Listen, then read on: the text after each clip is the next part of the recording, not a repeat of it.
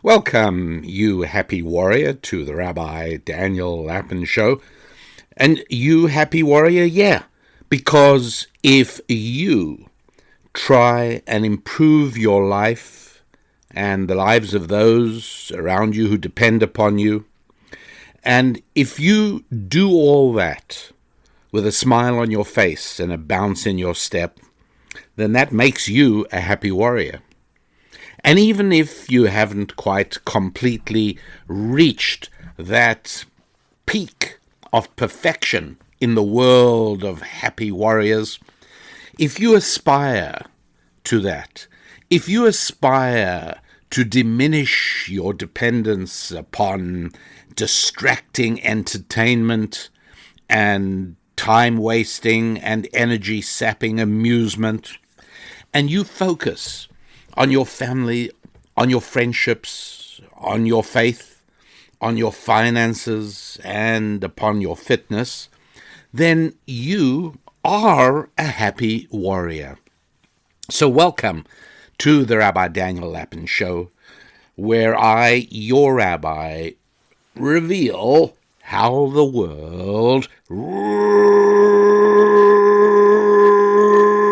really works. I'm going to be talking about some things that are set in the United States of America, but I know that we have listeners everywhere.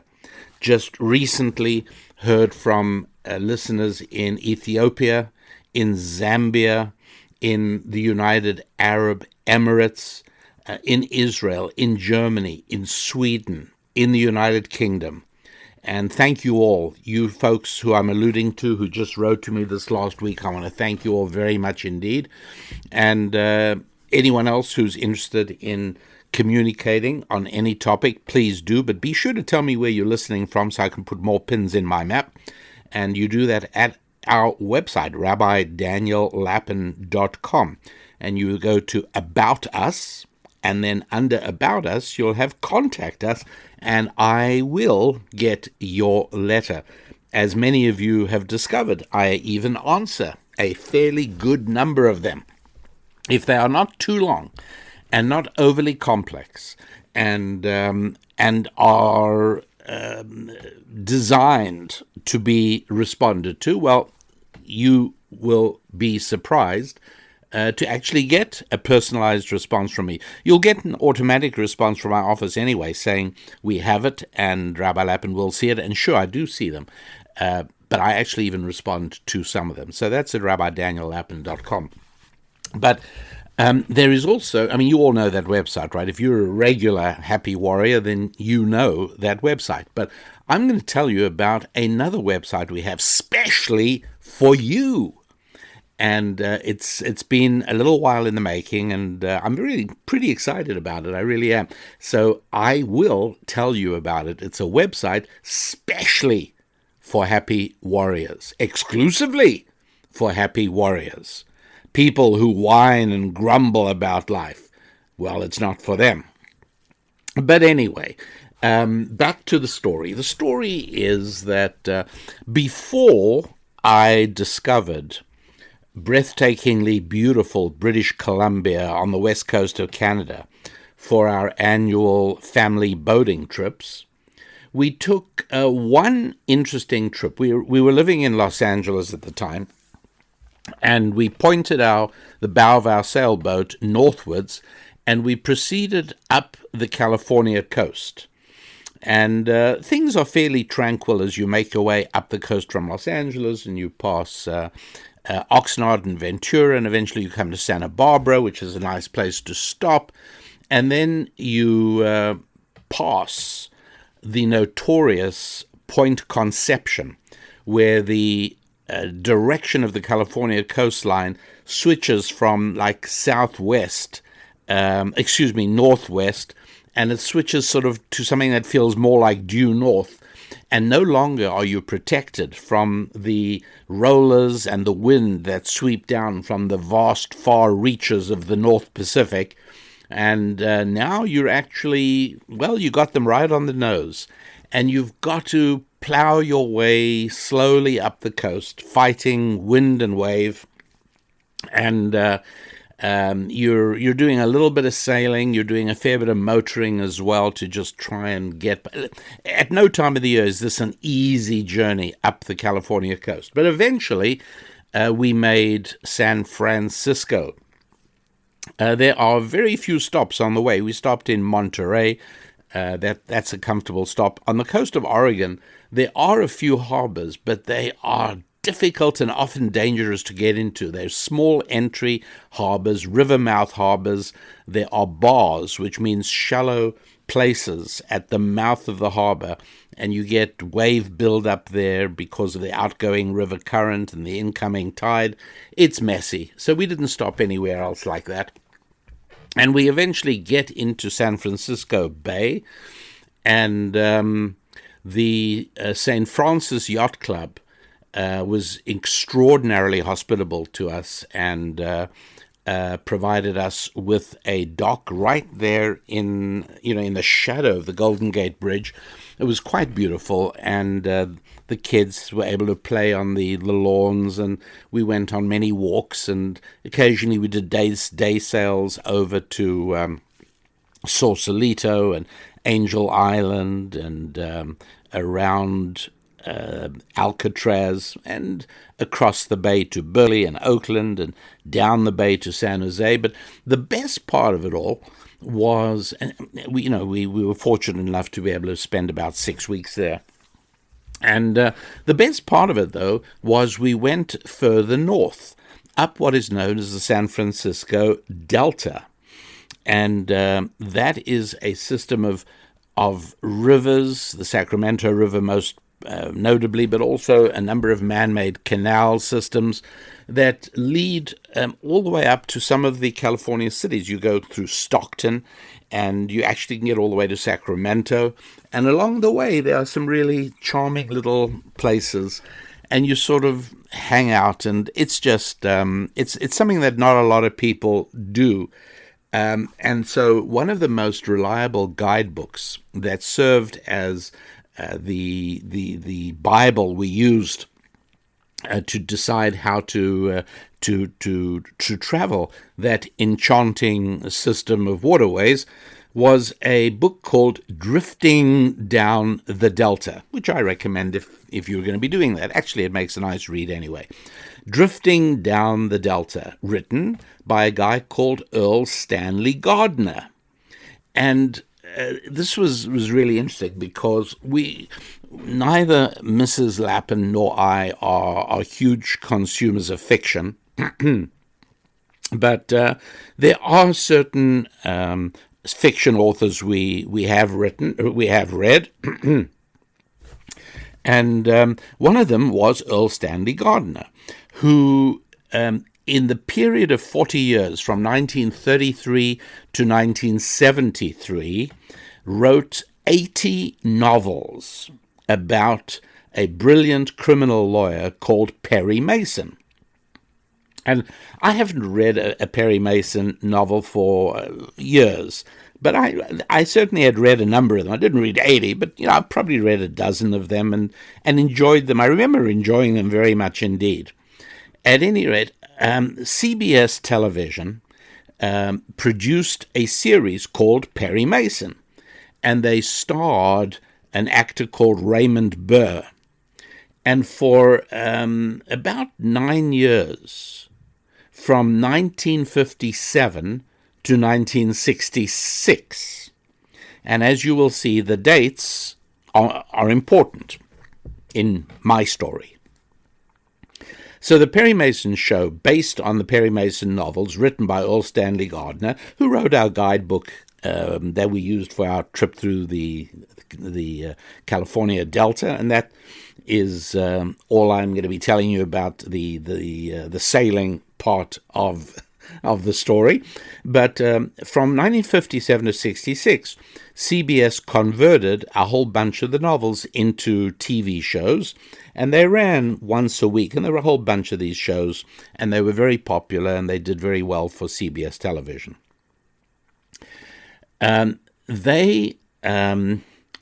they depicted, I don't know, they depicted good times in America. They were set in Los Angeles, and people were good people, and people were patriotic, and people were they cared about one another. They all had a common vision of what was good and what was bad, and what needed to be punished and what needed to be understood and excused. And through this story of the lawyer Perry Mason looking after people, very often wrongly accused people, and working with the Los Angeles Police Department, again, staffed by law enforcement professionals that you could talk to and who knew what they were doing and were people who were smart people and compassionate people. It's all in all, it's a heartwarming series, and you can watch it and online, you'll see episodes of it out there. But make sure you see the series starring Raymond Burr as Perry Mason. So this covers this period, 1957 to 66. Now, as you know, I tend to view the point at which America began its turn towards darkness from about 62. Now, as you know, you cannot date an epoch to a specific hour on a specific day. So if you want to tell me, it was 61, or you want to say, it was 63 or 64, it's fine, whatever. But early 1960s, that's when things began to change. They didn't change overnight. I'm trying to pinpoint when the change began. And so if you have successfully weaned yourself off amusement and entertainment, and I say that because time on entertainment and amusement does absolutely nothing for you whatsoever. You want to relax, do some exercising. You'll feel better at the end of it and more relaxed. So, just to know where we stand on this, the Happy Warrior recognizes that time wasted on entertainment and amusement is time you get nothing in exchange for, and you never, ever get it back. So if you've successfully weaned yourself off entertainment, so much the better, and don't let me tempt you. But if you still occasionally, every now and then, once every 7 or 8 years, surrender to the guilty and time-wasting pleasures of television, try and watch some of these marvelous old Perry Mason episodes. I think you'll be pleased you did. They really do lure you into that sunny mid-20th century Los Angeles where life was optimistic and wholesome, and crime got punished and justice prevailed, and everybody loved America and everybody was basically good. But be careful. Be very careful. You see, the entertainment giant HBO has just launched a Perry Mason remake. It shouldn't be too hard to avoid confusion. HBO gives you a dark and gruesome production, showing way too much, if you'll believe this, of a murdered baby's corpse in the early part of the show. It's horrible. It really is. Perry Mason's sometime sidekick, his good friend Paul Drake, who is a great guy. Well, Paul Drake is now a black refugee from an openly racist and mafia-like Los Angeles Police Department. A beautiful Della Street. Now, she was Perry's perfect secretary. And I've got to tell you, generations of readers of the novels, and everybody, almost everybody, women as well as men, who watched the Perry Mason show on CBS, all waited in vain. I mean, it had to happen any moment that Perry Mason was going to make a pass at beautiful Della Street, his secretary, and he was going to marry her. I mean, how could he not? And strangely enough, during the entire course of the series, nothing untoward like that ever happened, and Perry Mason never married Della Street, and none of us ever understood why. But there it is. Now, Della Street is somebody quite different. She's now a hard-driving feminist, intent on her own legal career, and, oh yeah, you'll pardon me, she is now a lesbian, living with another woman. Instead of the sturdy and upright champion of the underdog that Perry Mason was in the novels and in those old NBC shows, here he is, a visibly damaged male whose troubled background seems to be the result of some disgrace he endured during his service in World War I. You won't be shocked to hear that one of the main villains in the new HBO series of Perry Mason is the vile and repulsive Sister Alice. Oh yes, she's a Christian church leader, clearly modeled, slanderously I should say, on Aimee Semple McPherson. Aimee Semple McPherson started a church back in the 20s, I think, in Los Angeles. The church still stands in Los Angeles, and it continues to do what it has been doing for many decades, which is contribute positively to civic life in Los Angeles. But you wouldn't know that from this show. This bleak production of HBO, this dark, gloomy, squalid production from HBO, when you contrast it with the original NBC series, it serves us quite well, in contrast, to try and understand the difference between pre-1960 America and now. Nowadays, anyone attempting to demonstrate the ways in which life was better before 1960 is usually shot down by the shrill taunt, "Oh, I suppose you want to do away with civil rights and bring back slavery."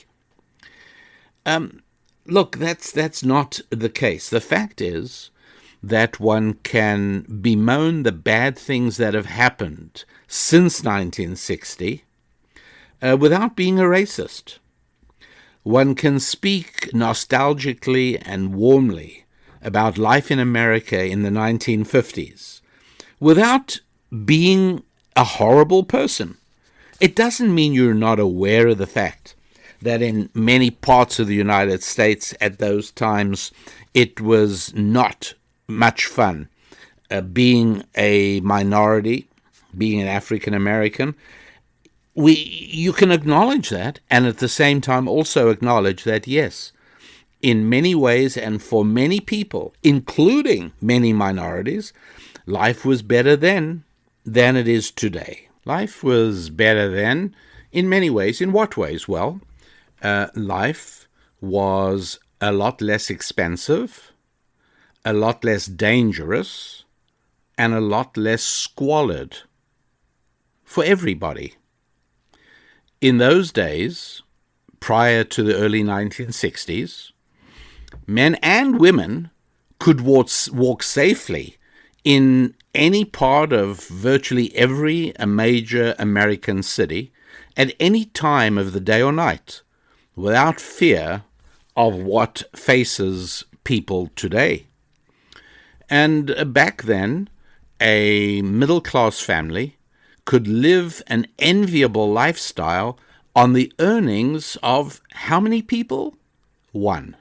That's right. Today, it is extremely difficult to function without mothers being forced out into the workplace. And that makes a huge difference to the existence and the welfare of a family. And more squalid, in the sense that today, what your children can find on the internet, on their nice shiny new phones that you gave them, because after all the kids have phones, are things that would have made a hardened convict in any American penitentiary blush in 1950. But today, it's right there for all your children. The words to the music they hear don't sound anything like the words that Bing Crosby used to croon. And so, yes, life is not better for everybody in every way. In some ways, undoubtedly, of course, we understand that. I wouldn't like to not have a computer and the internet, and my productivity is far greater with these things than it used to be. So, yeah, I don't want to go backwards, but that doesn't mean that there's something wrong and evil and retrogressive about me for recognizing that we have taken terrible tumbles downhill in the years since 1960. Now, I said earlier at the beginning, I was going to tell you about another website, and I am. This one, especially for you. This website is called WeHappyWarriors.com. Please note the word we in front of it, right? It's WeHappyWarriors.com because it's a sort of club. It's a sort of place where people who agree with this approach to life, who may not agree with every last and every final detail that I cover and talk and discuss on the shows, but who likes the idea of a happy warrior and who thinks of themselves as part of this group of We Happy Warriors. Well, all you do is go along and explore our new website, WeHappyWarriors.com, WeHappyWarriors.com, and tell me what you think about it. It's exciting. What is even more interesting is that is the website where we focus on the practical ways that you and we enhance our lives by integrating the 5 F's that I always speak about.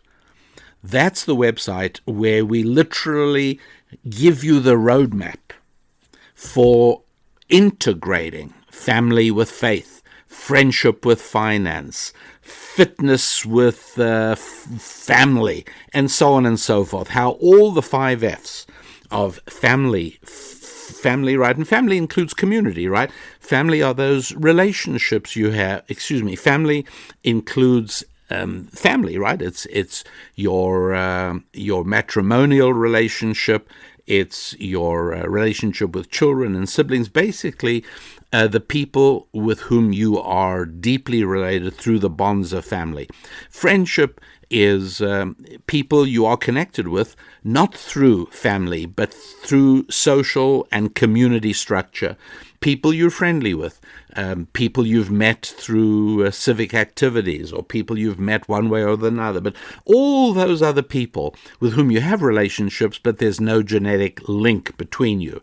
That's friendships. Faith is, well, that one's a surprising one because I think that many people are puzzled and perplexed when I initially start explaining that for the very best in family, finance, and yes, physical fitness and friendships, faith plays a role. So you definitely want to be aware of that. And so it is.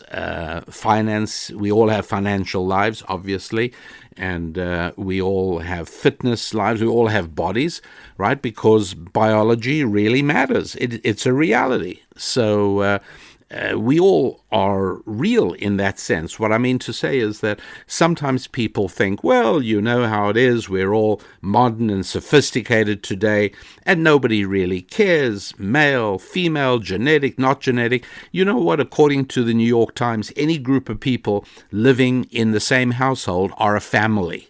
That's it. And regardless of the fact that everybody knows, I mean, the figures available from the government, from the police, from family agencies, nobody disputes the fact that the most dangerous place for a child to be is in a household with a mother and her boyfriend. That's the most safest place for a child to be, in a home with its 2 genetically related parents. And everybody knows that. body and biology really do matter. Everybody knows, for instance, that when a couple give birth, when a woman is in the hospital, she's giving birth, and then after recovery, however long that takes, her husband arrives to pick her and the new baby up and take her home, and he's got the car there with a brand new car seat, and they go in to get discharged. And the nurse says to the couple, right, you're all set. You've got a car seat in the car. You're good to go. Do you want a boy or a girl? And they say, excuse me, what are you talking about? She says, yeah, you can pick, right? We got a full nursery, it happens right now, so pick one. In fact, we got here a really nice, robust-looking little kid. I think he's very healthy. He's a strong kid. I think you may want to look at him. And they say, are you mad? We want our child. Isn't that what virtually every couple is going to do, right? But you'd think about it that if we really are so sophisticated and biology doesn't matter, so yeah, pick a child. You want a child, get a child. But no, deep down, yes, it really does matter to us, no matter how sophisticated we might pretend to be. And so how all of these things, how your body, how your money, how your friendships, how your family, and how your faith all tie together to make you a holistic person, to make you thoroughly integrated in every way. And this certainly is one of the ways in which to really get your identity clear. You know who you are. All of that I cover beautifully in the new website. What is it? Come on, I just told it to you. Yes, wehappywarriors.com. wehappywarriors.com. wehappywarriors.com. And I'd love for you to visit it, see what you think, and do let me know, because we've really, since this podcast has become increasingly popular and is doing as well as it's doing, and no small thanks to those of you who've been helping promote it so dramatically and effectively and even aggressively over the past year or two. I've realized that there are more and more of us who proudly wear the label Happy Warrior, and for many of us proudly aspire to be a happy warrior, to see that as a goal on the horizon. To, in fact, yes, have finances and have a family and have friendships and build faith and develop one's body to the best it can and healthiest it can be. And so we thought, okay, what we need is a clubhouse. Well, we need is a place where those of us who sort of share this basic outlook, doesn't mean we agree on every detail. Some of us are Jewish, some are Christian, some of us like boating, and some of us like basket weaving. Nah, I'm just joking about that one. But, who doesn't like boating, right? But whatever it is, on the 5 F's, we kind of basically all believe they're important. And I thought, okay, you know what? We do need a clubhouse for us, a place where those of us who share and it's not for everybody, right? Because I'm happy we got many listeners who totally reject the 5F renewal concept. And that's fine. But for those who are into it, for those of people who feel inspired and committed to change their lives in extraordinarily positive ways, then wehappywarriors.com is exactly the place where we all do it. And I say we because don't think for a moment that I do not derive substantial encouragement and inspiration from my interactions with you. So thanks all very much indeed. So I am going to be talking about the recent, I should say the current election in the United States of America, which at the time of my preparing this show, Friday the 13th, is still going on. But come what may, there will be a president inaugurated on January the 20th. But I'm speaking about America, even though recently I've put in new pins in my map For listeners in, look at this, Estonia, Latvia, Finland, Sweden, looking around the Baltic. Thanks all you folks in those countries where the weather's getting cold. Italy, Spain, Croatia, Malta, the small but important island of Malta, so strategically significant in the history of the Mediterranean. Puerto Rico, yeah, thanks. Several listeners have been in touch from Puerto Rico recently. The Philippines, Kuwait, yep, can you imagine listening in Kuwait? Taiwan, South Korea, a number of listeners in the last couple of weeks from South Korea, Hong Kong, Tanzania in Southern Africa, Ghana, Nigeria, South Africa, and Ivory Coast. So those are just some of the recent pins in my map, some of the recent people who have started listening to the Rabbi Daniel Lapin Show and have taken the trouble to let me know, which I greatly appreciate. So although there are so many of you listening from so many diverse places around the world, what possible interest to you is the election?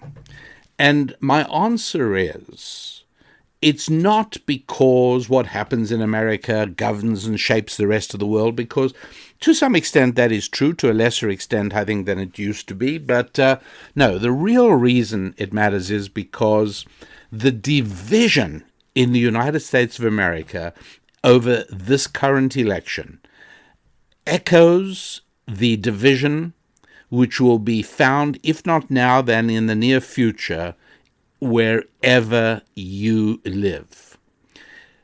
Look, it is a division between a Judeo-Christian biblical blueprint for how societies ought to be structured versus a timeless, primeval rejection of those values and the kind of lifestyle and society that results from the rejection of those values. Now, look, let us imagine that we're all on an airplane to France.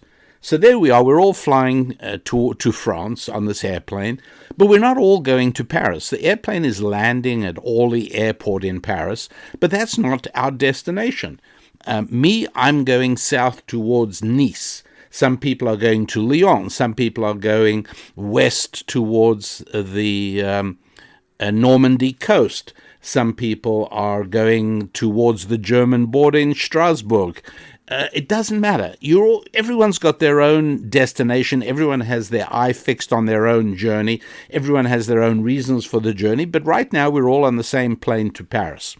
That is to say that not everybody who voted for President Trump is somebody who says, I, with my entire heart and soul, believe in a Judeo-Christian biblical blueprint for human society. Many people who voted for President Trump are people who said, I just don't like the attack on free speech that comes from the left.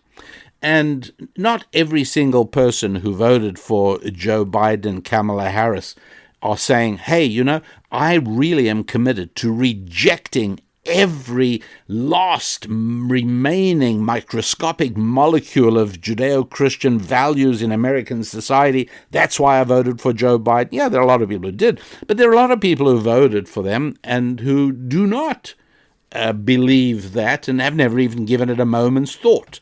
So people are on the same airplane, but they don't necessarily have the same destination, as if I can use that as a metaphor. So what are some of the things that distinguish these two sides? And they appear to be, pretty much divided down the middle of America's population. That's why this is such a contested election, in spite of the fact, obviously, that it does seem as if a number of states controlled by Democrats used the COVID emergency, government manufactured emergency, in order to justify violating certain election rules. And it was during the violation of those rules, such as an extension of the time for votes to count, that all of a sudden a Trump lead was eroded and replaced by a Biden lead. And so, not surprisingly, most Republicans are persuaded beyond a shadow of a doubt that skullduggery took place during those additional days after November the 3rd. And that's part of the reason why there is such intense feeling. It's interesting, is it not, though, that when political disappointment greets the left, the result is rioting and looting, and when political disappointment reaches conservatives, the result is resignation and acceptance. It's one of the significant differences. And again, I think part of the reason is that the left loves power and the right loves America. I think that's one of the differences. Now, does everybody who voted for Biden-Harris love power? Not necessarily, but on some level, most people who voted for Biden-Harris tend to think that expanded government ability is a good thing, because the more power we give the government, the more good it can do. And most people who voted for Trump say, you know what, the best government is the smallest government, a government that gets out of the way and allows us to be who we are and to do everything legal that we wish to do to improve our lives. Essentially, it's an argument between equality and freedom. The left looks at inequality and says we need government to fix this up. Hey, wait a sec, that means in erosion of freedom doesn't matter. It's worthwhile, because inequality is what they say is the biggest difference, the biggest problem. And they do say this, inequality is the biggest problem. And conservatives tend to say, no, freedom is more important than equality. And as you know, in all reality, it is important to remember that no less an authority than Milton Friedman, one of the great economists of the 20th century, Milton Friedman actually said explicitly that if you try and acquire equality and freedom, you're going to end up with neither. And if you try and get freedom, then there's a good chance you'll get a fair lot of freedom and equality. And sure enough, that is very much what has happened. In their own words, a society that puts equality before freedom will get neither. A society that puts freedom before equality will get a high degree of both.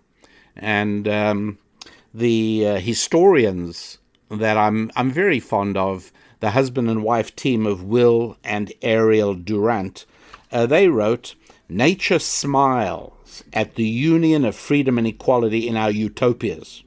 For freedom and equality are sworn and everlasting enemies, and when one prevails, the other dies.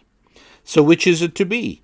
Equality with its inevitable redistributive policies, along with the necessary and accompanying high taxation and restriction on individual rights? Or is it going to be freedom with the resulting and inevitable inequalities, right? Because different people put different priorities on life. Even two people who look the same and have the same background and have the same education and have the same mental abilities could still end up in very different places. You know, some people yield to laziness. Other people have the self-discipline and the willpower to drive themselves. That automatically makes a difference in the outcome. You are going to have inequality. There's no question about that.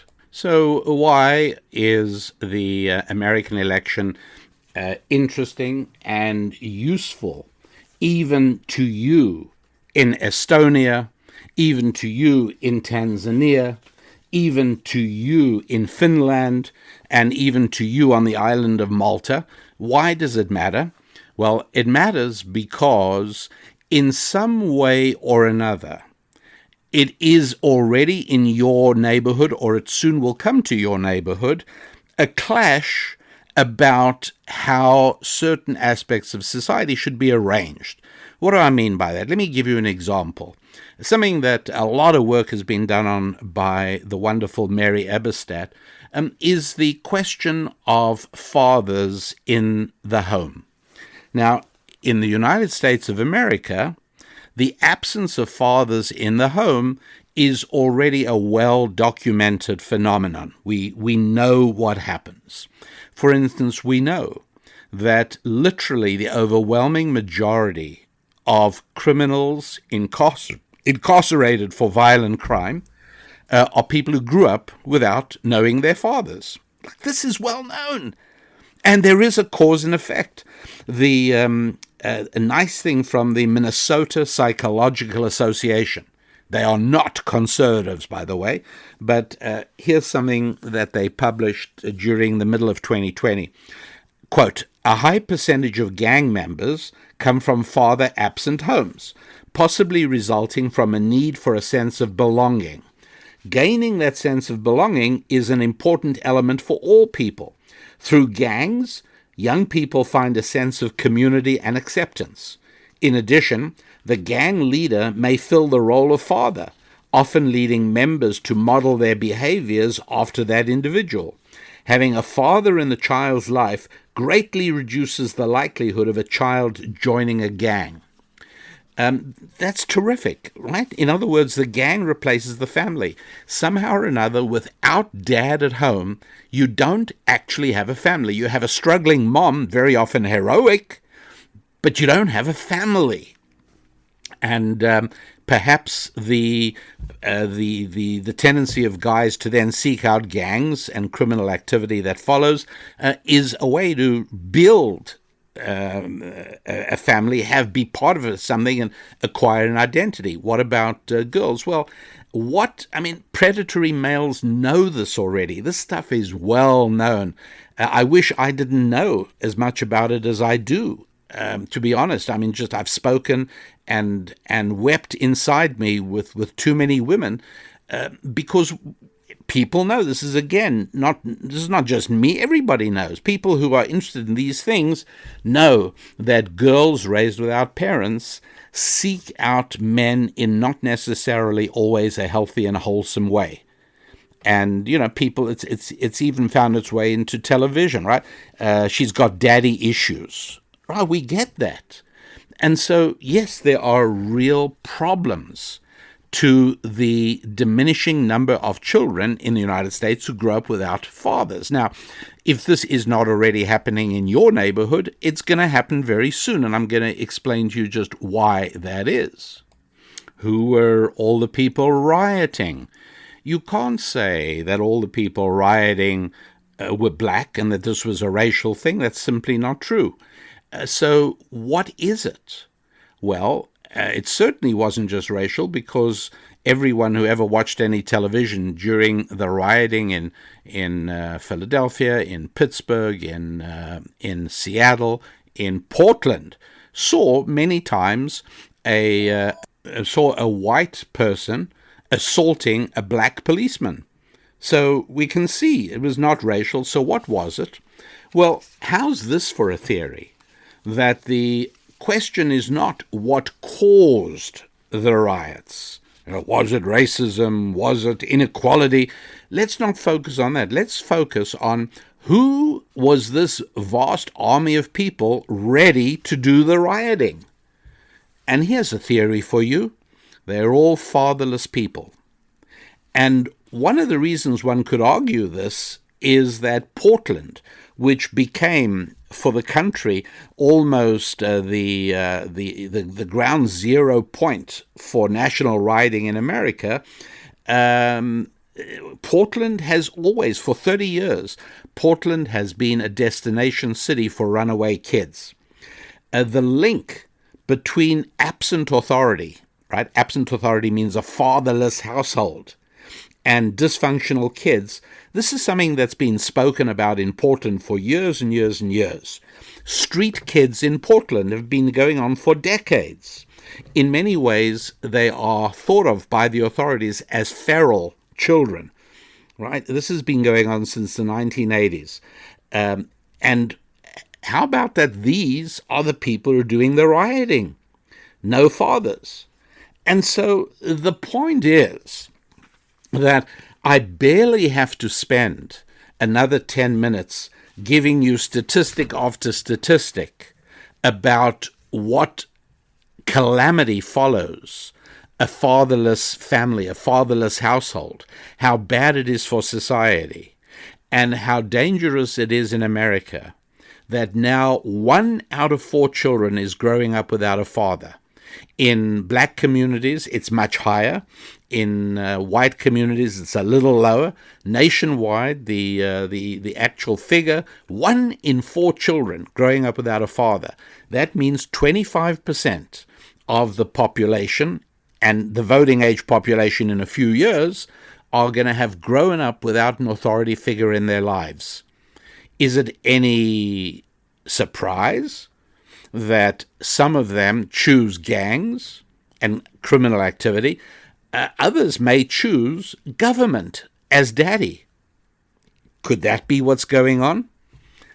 I think yes. Absolutely, that could be what's going on. Now, this is so bad. You know, the growth of the number of children growing up without fathers in the house is so bad that there isn't anybody who defends it. There's nobody who says it's a good thing.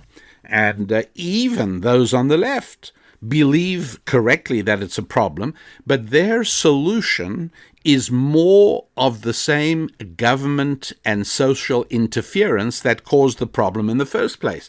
Let's have a government program to encourage men who impregnate women to stay around.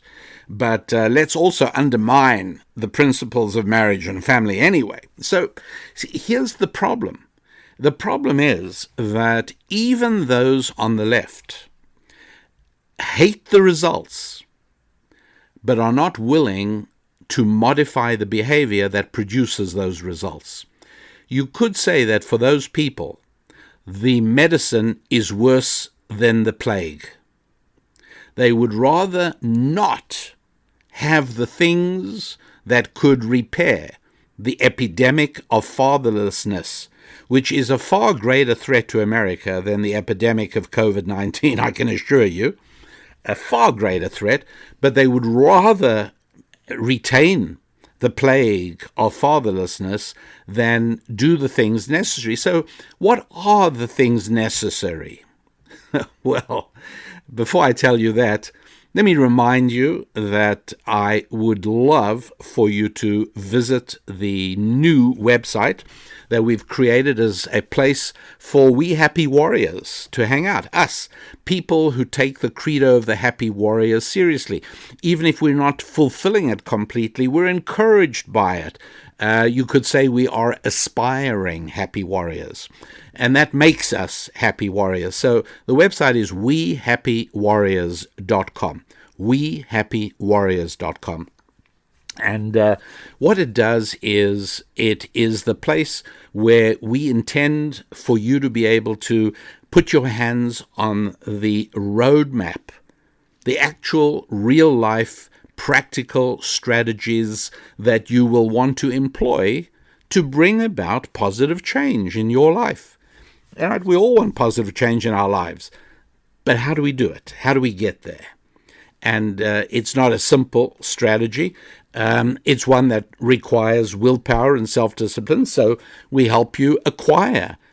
We help you increase your willpower and self-discipline, because without that, it's going to be very difficult to motivate yourself to take the correct steps. All of that happens at wehappywarriors.com. What you do is go there and sign up, become a free member, and you will immediately get a copy of our newest book called The Holistic You. That's right. Basically integrating all the important aspects of your life into one roadmap to success. So all of that at wehappywarriors.com. You go ahead and join right up there. So how do you do the things to encourage fathers to be part of the family, instead of what's happening in the United States today, where there are entire societies and huge swaths of the country. This is true, by the way, I also know in the United Kingdom. I'm familiar with the statistics there. Huge numbers of children growing up never having known their father. So now, we do know that those children are at greater risk for bad things, right? It's a sad reality. So everybody wants to have dad stick around. Everybody wants that to happen. Well, how do you make it happen? Well, I'll tell you. And at the same time, I acknowledge that we have created such a society that the prescriptions are very often impossible. And so for many of you listening, you're going to say, look, that sounds very nice, but it's not practical. I can't do that.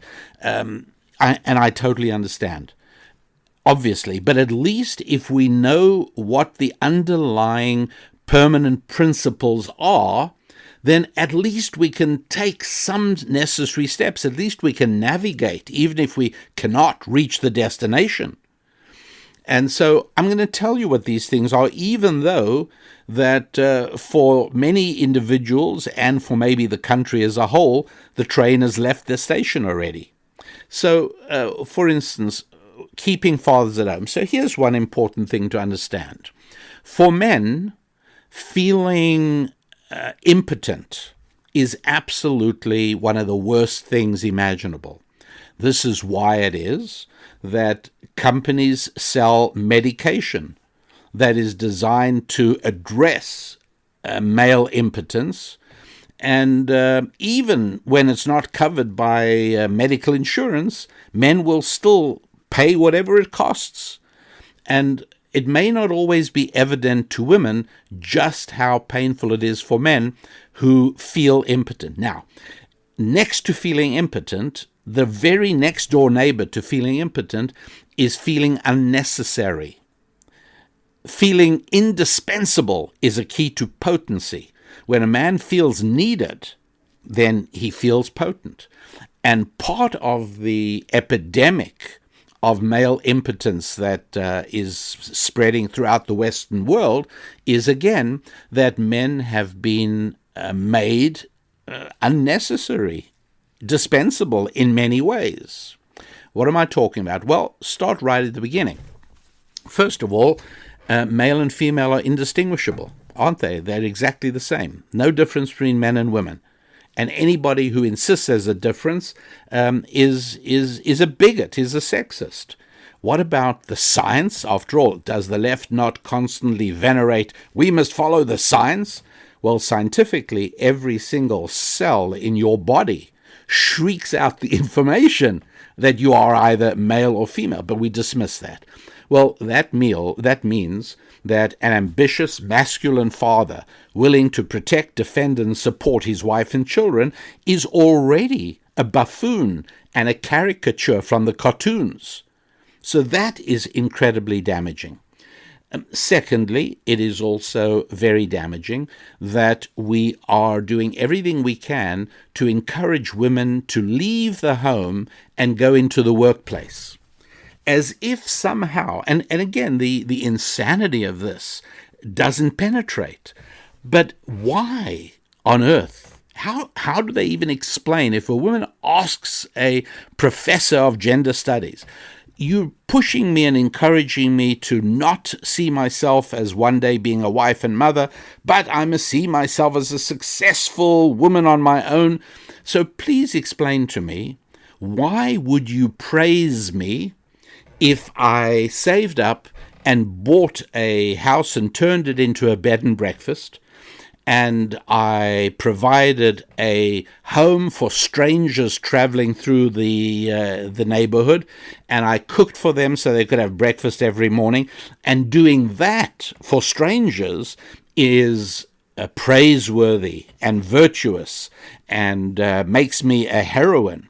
But if I want to do the same for a man who dotes on me and loves me and cherishes me, and for my children who look at me lovingly every morning and say, thank you, Mommy, that turns me into a lesser human being? Look, we are all impacted by the culture. If what I've just said isn't true, nobody would spend any money on advertising. The fact that companies spend untold billions of dollars on advertising proves one thing, and that is that people are influenced by the messages that are beamed at them. And a message that has been being beamed at the culture for the last half century has been that women who want to be housewives, surely one of the sexiest words in the English language, women who want to be housewives are demeaned, so much so that once upon a time, when official papers would ask you to write down your occupation, women proudly wrote housewife. Right? Proudly, and I mean it, they did. And today, even the best of women feel embarrassed to use the word housewife. That's how successful the culture has been. Well, obviously, a housewife is somebody who has a husband who loves, cherishes, and supports her so she can build the home in which he thrives and in which he is nurtured and in which their children can grow. That's because he's needed just as much as she is needed. She needs him and he needs her. We're not both doing the same thing. Right? When I worked at a company and me and the person next to me did exactly the same work, then part of the thinking is we are both redundant.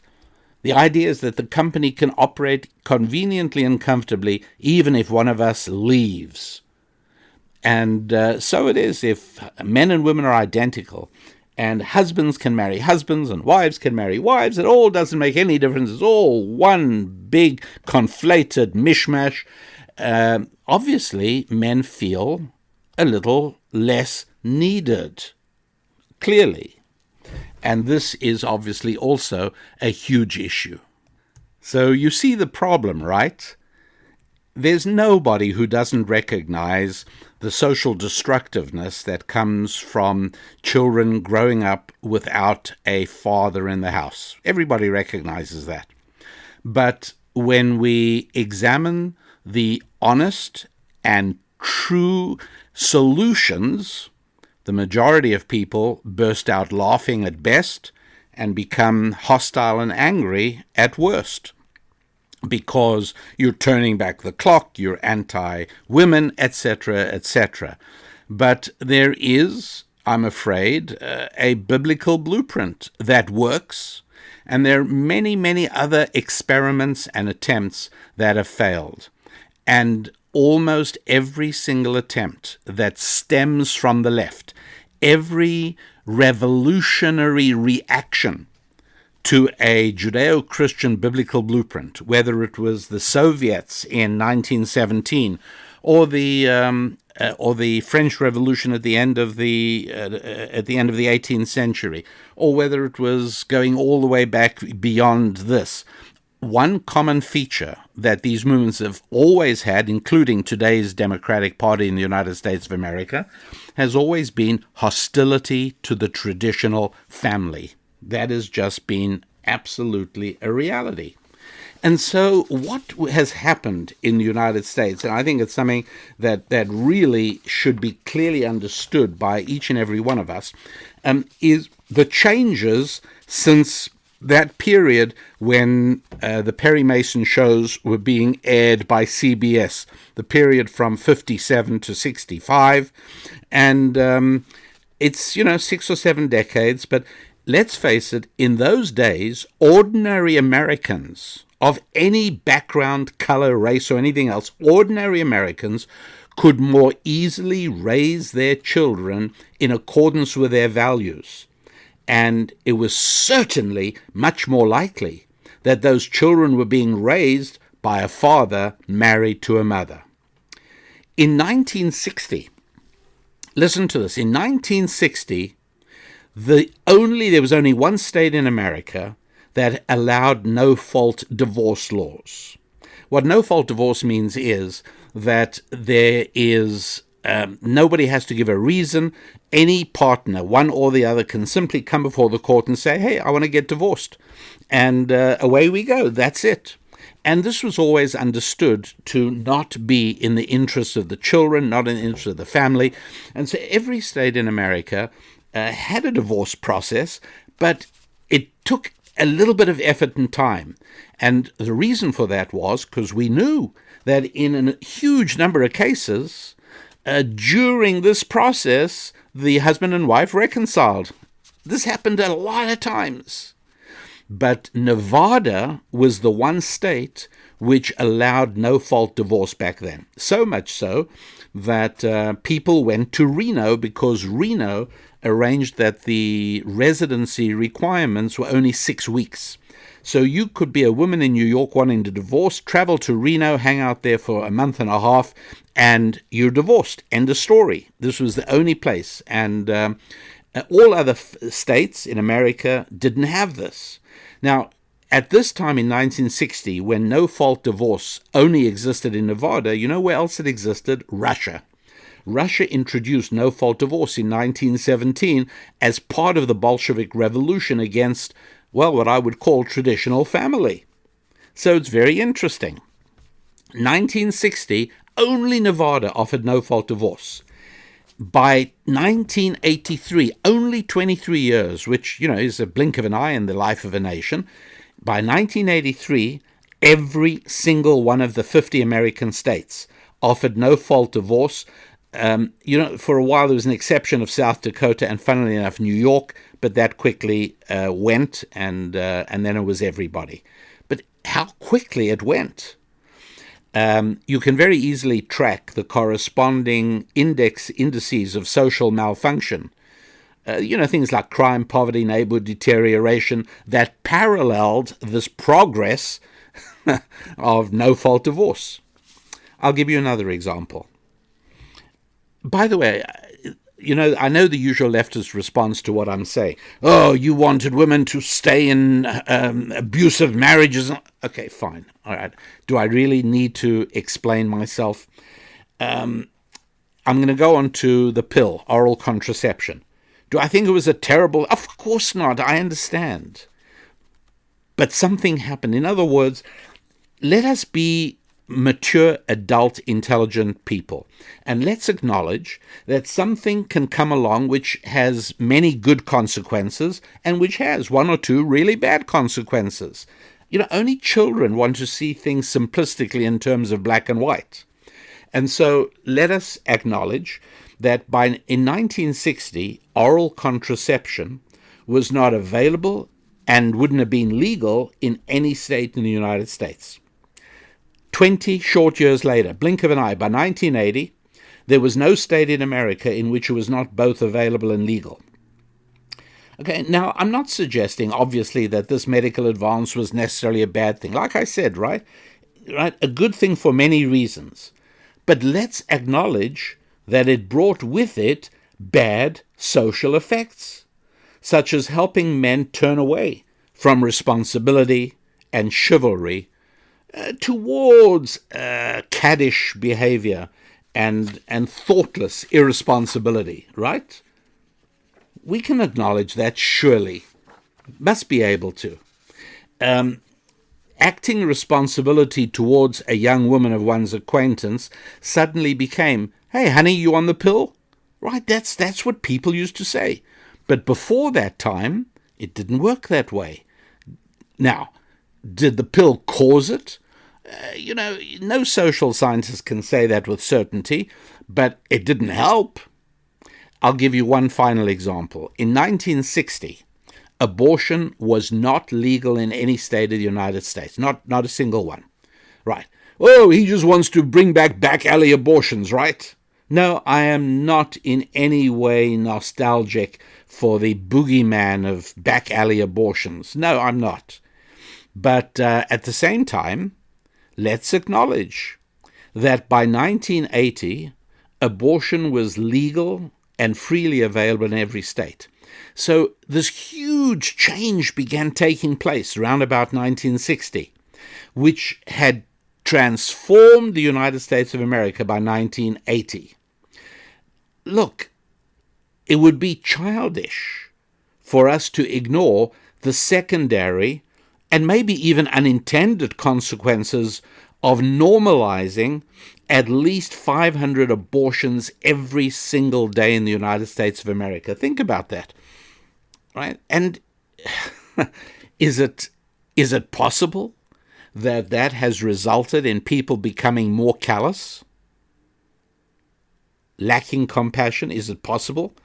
Is it possible that subconsciously, as part of the process of killing a baby, a mother has to justify it by becoming a hardened, right, more callous personality? I don't know, but I wouldn't be shocked if that's what happens.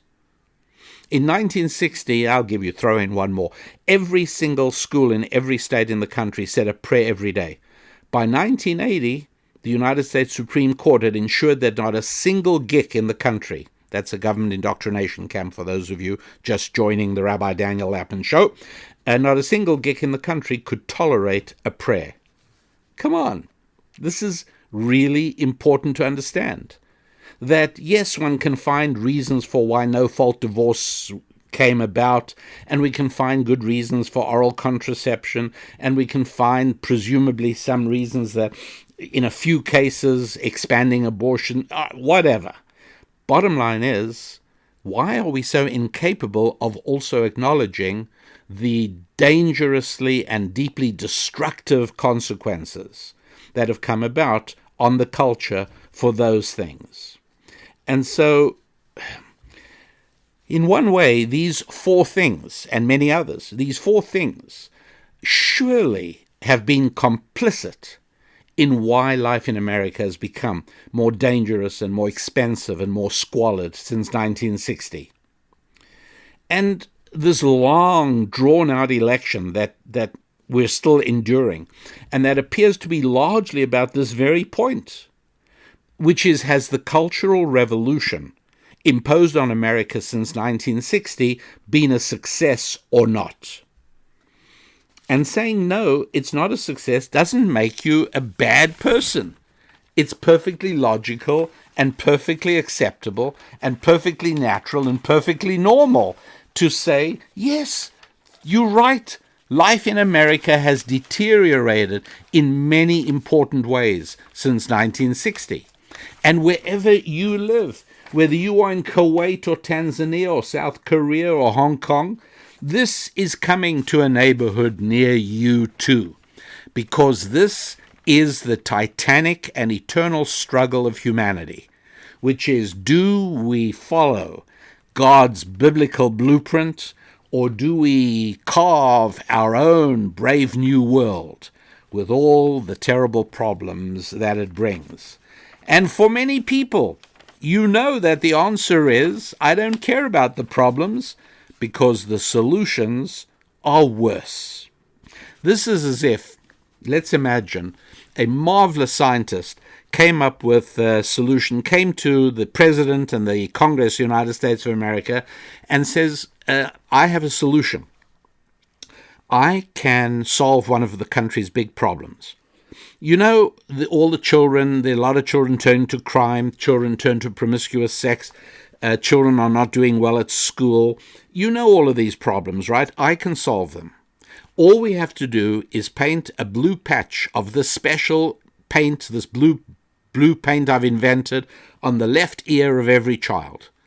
Do you doubt for a moment that every state, federal government, state governments, local governments, school districts, everybody would say, with or without parental consent, every child in America is getting a blue spot on their ear? Why? Public health, right? Because you can do anything in the name of public health, and sure enough, you'd have to agree, right? Even if you really are nervous and apprehensive about extreme government powers, if all your child has to do is have a blue spot on their ear, and all of a sudden you don't have to worry about them getting into trouble, bad things happening, hey, go for it. Okay, well, you know, what I say is that such a guy isn't showing up. But the good news is there is a solution. The bad news is you're going to like the solution less than you liked the problem. And I would say the man now turns to the president and the government and he says, here's the solution. All you've got to do is close every GIC, shut down every government indoctrination camp, and replace them with parochial Bible schools. Replace every public school in America with a Christian school or a religious school of another nature. Why? Because we know that children at religious schools have a close to zero rate of those destructive pathologies that afflict such a high proportion of children in public schools. So the answer is yes, we can dramatically cut back crime and promiscuity and academic dropout. We can. But it's not going to take a blue spot of ink on the ear. It's going to take a religious education, a religious revival. And 50% of Americans would say, thanks, but no thanks. We'll rather deal with the fallout of secularism. And so when you contrast the 2020 election in America with the 2016 election in America, there's some really interesting things. Let's go back to 1980, and let me tell you, in 1980, in the United States of America, there are 50 states, and each state is divided into many counties. How many counties are there in the whole United States? About 3,000, a little over 3,000 counties. And if you want to get a clear idea of what goes on in America, don't look at a red map, blue map of states, because in those maps, New York is blue, and California is blue, and Washington is blue, Colorado is blue. But look at a county red-blue map, and you'll see vast tracts of California are red, conservative. Vast tracts of Washington are red. The majority of Colorado is red. The majority of New York State is red. So how come those states go blue? Because the heaviest population centers are the cities, and cities trend towards the left. That is a show I have done in the past, and I might repeat, which is to explain, is it that cities and urban areas just attract left-leaning liberals, or do left-leaning liberals migrate to the cities? It's a huge question and well worth exploring. It's something regular listeners will remember me doing. Newer listeners will wait, because I will do it again. So, at any rate, in 1980, how many of the 3,000 plus counties were landslide places where there was so much division that one side or the other won by more than 20 points? Okay, how many counties like that? Less than 400 out of 3,000. In other words, it wasn't that clear. 2020, over 1,700. We went from less than 400 to over 1,700 counties that were landslide counties, where overwhelmingly the population went one way or the other. And of those counties, many, many, many more of those went red Trump rather than blue Biden. But of course, the number of people in those counties is lower than the number of people in the coastal counties. How about interesting ownership of guns? Now, in the United States of America, the Second Amendment of the Constitution allows individuals to own weapons for self-defense, but it has divided the country.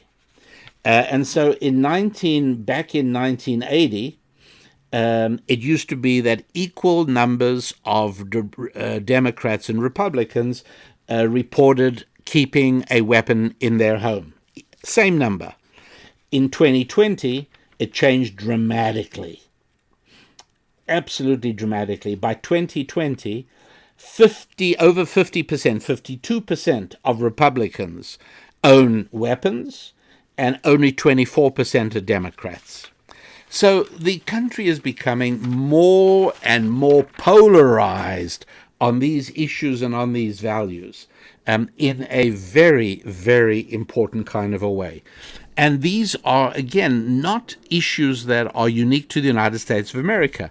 I'm talking about the American elections because I've lived through it and it's going on. But wherever you are, a similar struggle is going on between those who would rather have the ills of society, but without any of the rules, regulations, and restrictions of religion, and those who say, you know what, the good Lord actually knew what he was doing. He got it. And these rules are for the long-term benefit of all of us in society. That's the division. And some people are more committed to the hard position, and others are fellow travelers. They're moving along with it. But it is something you are going to be seeing more and more wherever you live. So what are you supposed to be doing? Meanwhile, all this is going on. There's turmoil. You open your papers. The whole thing is just, what are you supposed to do? My dear friends, this is me, your rabbi, speaking. And I would not ever willingly mislead you. The answer is very simple.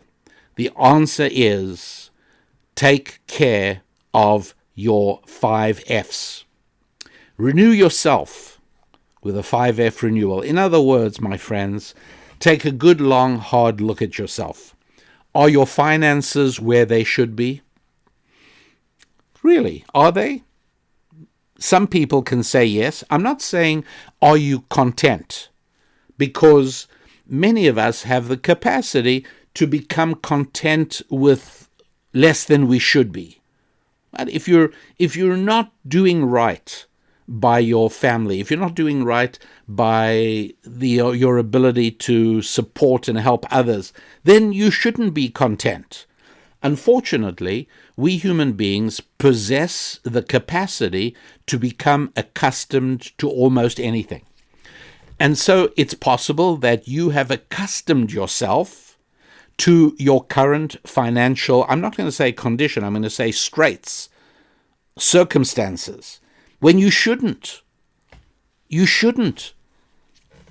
And perhaps your ability to exceed and excel and succeed and progress financially is impeded by this part of you that's just said, you know what, I'm content. I'm a good person. I'm not greedy. I don't always want more. I'm okay with what I got.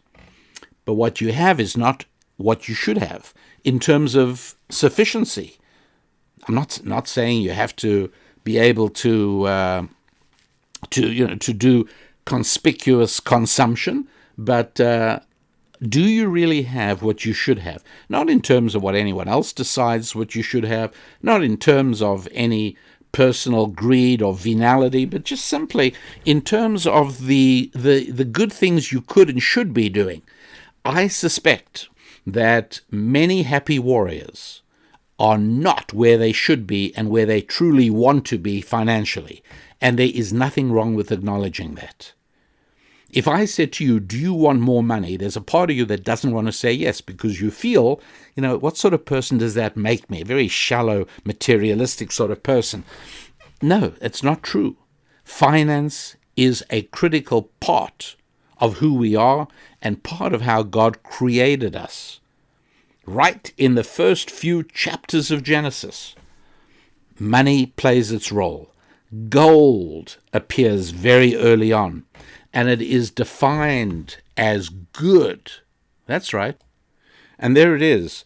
And the name of the first is Pishon, that is which encompasses the whole land of Havilah, where there is gold, and the gold of that land is good. That's on page 7 of the Rabbi Daniel Lapin Recommended Bible.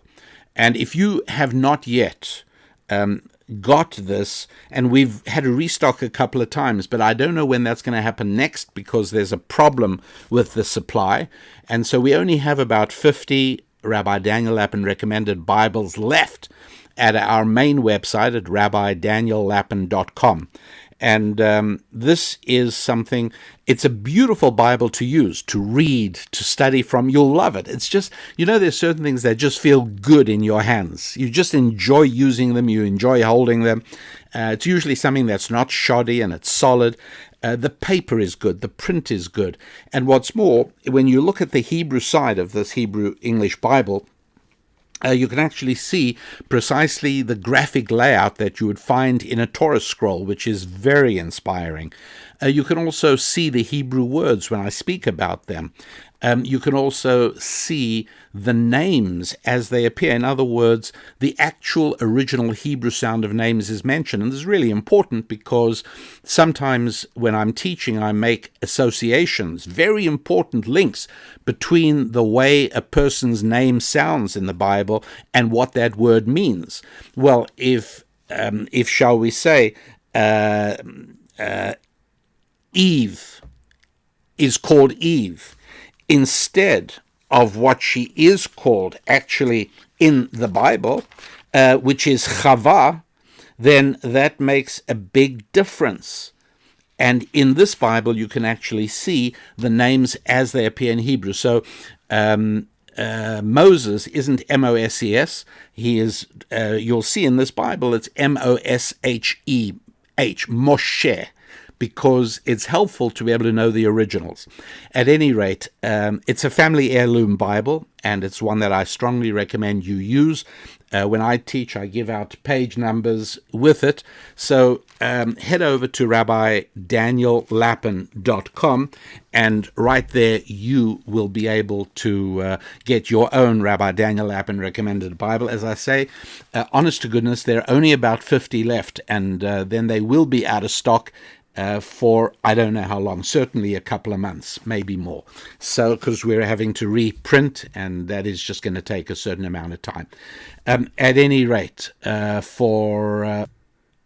about your family? Is that where it ought to be? And there's so many implications and so many parts of this discussion, but it is an essential part of the holistic you. It's an essential part of who you are, your identity, and your effectiveness.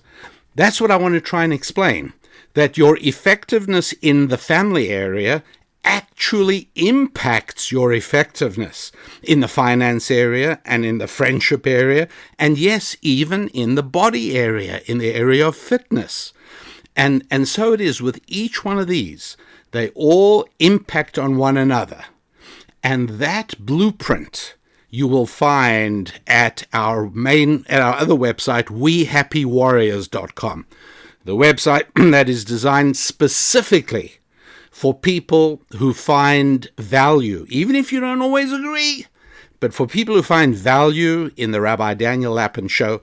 If you consider yourself a happy warrior, or if you aspire to be a happy warrior, but you just need the roadmap, you need the instruction guide, you need somebody at your side to walk hand in hand with you, then just head over to wehappywarriors.com, okay? And join me there. Susan and I are there in person live on a regular basis. You'll see more of that also when you go over to wehappywarriors.com. When you get there, you can very easily obtain for yourself a free copy of our newest book, The Holistic You. Yeah, The Holistic You, because your health and your finances and your family and your social connections and, yes, your faith all connect up with one another. So you'll get a free copy of that, our newest book, just as soon as you head over to We Happy Warriors. So love for you to do that. Love for you to stay in touch with us as always, and love for you to help let other people know about the Rabbi Daniel Lapin Show. And so, my dear friends, we come not to the end of the topic by any means, but we come to as far as we can go today. And that means that I have to wish you a wonderful week of good times with your family, with your friends, with your finances, with your faith, and with your fitness. I'm Rabbi Daniel Lapin. God bless.